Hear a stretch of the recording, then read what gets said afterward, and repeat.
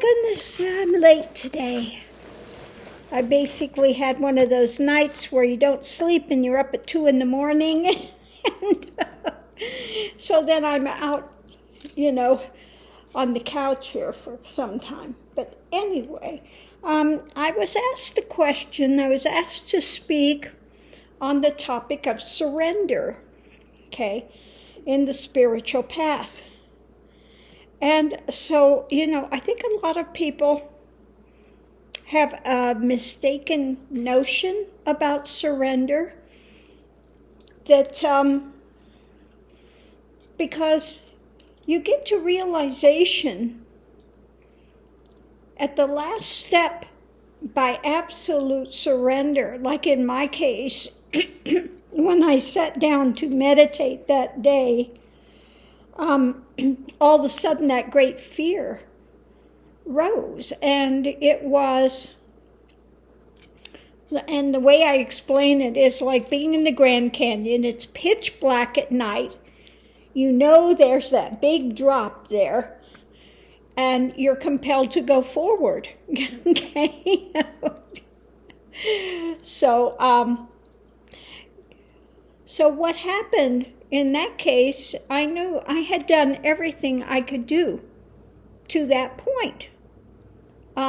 So the only thing there was to do was surrender. Now, this is not sat there logically, sitting there going through that at that time, thinking about this.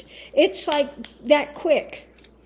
And it was just internally, because there's a great fear. You don't know. Something is crisis point.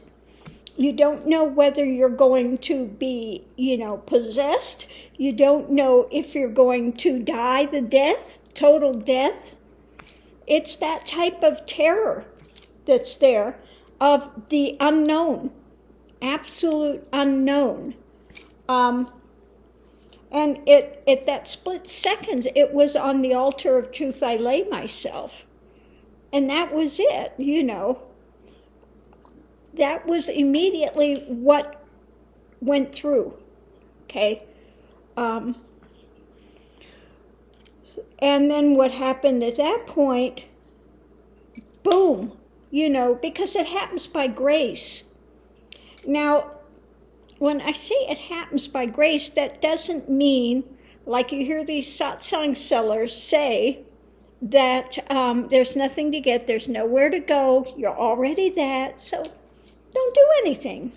No, it's like the admonition in the Bible that rightly says, faith without works is dead. You're not going to get there by your works, but if you have faith, you're going to be doing the works, you're going to be doing the things, but it happens by grace, okay? So it's on the order of the same thing. There is a path, there is a way that one goes. But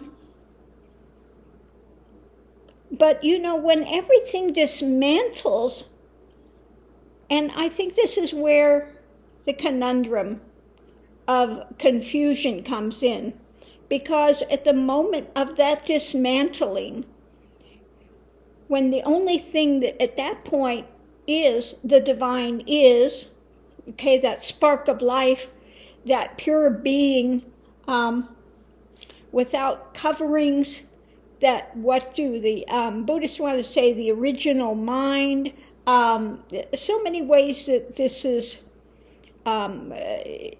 spoken about, God, the original mind, the spark of life, that divine is. I call it the divine is. It just simply is. There's no getting around it. There's nothing other than that. At that moment, that's the only awareness that's there. There's not an awareness of any duality at all. There's just the divine is, okay? And you are part and parcel of that, okay? When the body form is gone, that's what's there in its entirety when everything dismantles. Okay, there's just that singular energy. And one understands that then when one projects back into like the body form, it's like the illustration I give of the bulb. The bulb is the divine is. The shade, you have a shade over it, and that is these different layers and levels of existence. The holes poke in the shade, and it seems that becomes numerous small lights. But you follow that back, and it goes back to the source. Okay? So it's that thing. The shade becomes the mind of duality when that hole's poked. So the path is going back to uncover what is at the seed, the source, the center of being. Okay? So, the path is about, like I said, in my case, I went through a Kundalini awakening. I call it the Roto-Rooter of consciousness because it brings up all these things for you to see and to walk through. It'll bring up all your fears. It'll bring up all the illusions, all of the things for you to process and go through. Okay? But part of the journey is, again, being in the moment. Part of it is contemplation. Again, coming to that point of you're watching the actions, you look at how the mind works, how it affects the emotions, how that affects the physical form. Okay? Anything that is transient cannot be the divine is. So it is process of going through these things and questioning them at a deep level. So like I've talked about before, going through trauma, I saw that the perpetrators of the trauma were in a hell realm. So you develop compassion for that. Once you develop compassion for that being of the mental realm, hell realm that they are in and the acts they are compelled to do, that releases and cuts those bonds that one has and is able to move forward. Okay? So again, all of this is a process of looking. Like one of the good things is, what do they call it? Is it Theravada Buddhism? Where you sit there and they go for days and they're just sitting. And you see all these things coming up in the mind spin. It has nothing to do with sitting. Okay? So you're able to see that these things come and go. And a lot of people, they'll have a knee-jerk reaction to something and then want to layer it over what's happening in that moment and then blame that moment for it.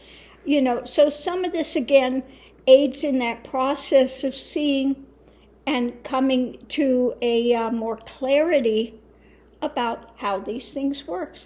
Okay, I have a writing that I did that addresses this about that you're not the mind, you're not the emotions, and they color these things. Okay, if you look at anger, if you look at fear, this is, and you look at the body form, what is it? If you immediately have a fear response or anger response, what is it? You'll have a rush of adrenaline. Okay? So if you could sit through that rush of adrenaline and see it for what it is and not layer on top of it the mental spin that's going on with it, again, you can, through this process, begin to cut through those layers. But yeah, a big part of it is not trying to manipulate. It's like I said, people want to, and I've heard people say that the magician is the most important and the strongest power in the deck? Well, the magician is no. What is a magician? The first one. It's the beginning of the path, wanting to control. Wanting to manipulate is the very beginning of the path. So it's far, far, far from the strongest card in the path. Okay, it's ego, wanting to control, wanting to, I want power. I want to make it better. I want to control. Okay. And what's the last one? The last one is the world. Okay. One, and then goes back to the Fool. So the Fool is the Alpha, Omega, the beginning and the ending. Okay. And so all of the cards in the tarot are basically an outline of the path, of what takes place on it.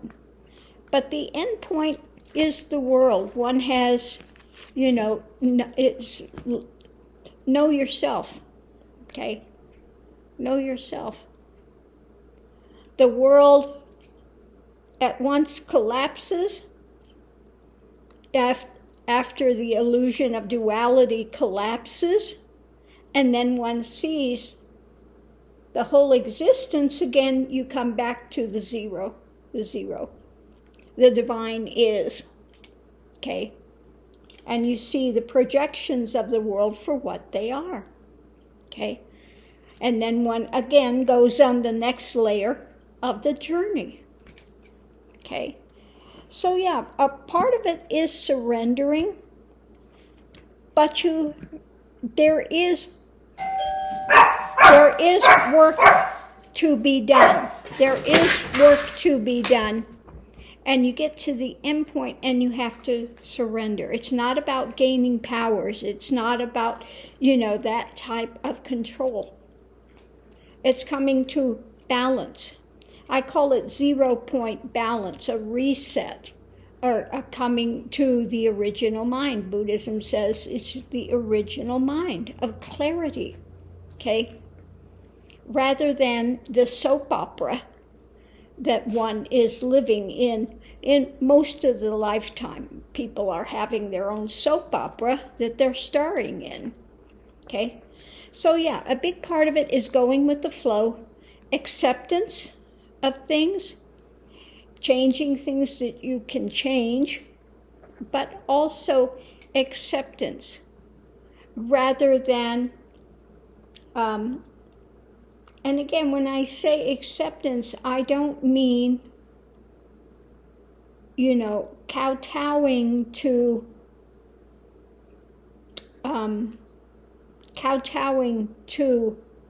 in a depression, okay? Accepting and then going into depression. The most difficult things we go through in life, the challenges can be the biggest doorways to liberation, to freedom. But we have to be willing to walk through those doorways, okay? And the end point is surrender. If you think you're going to get to enlightenment, and enlightenment means what?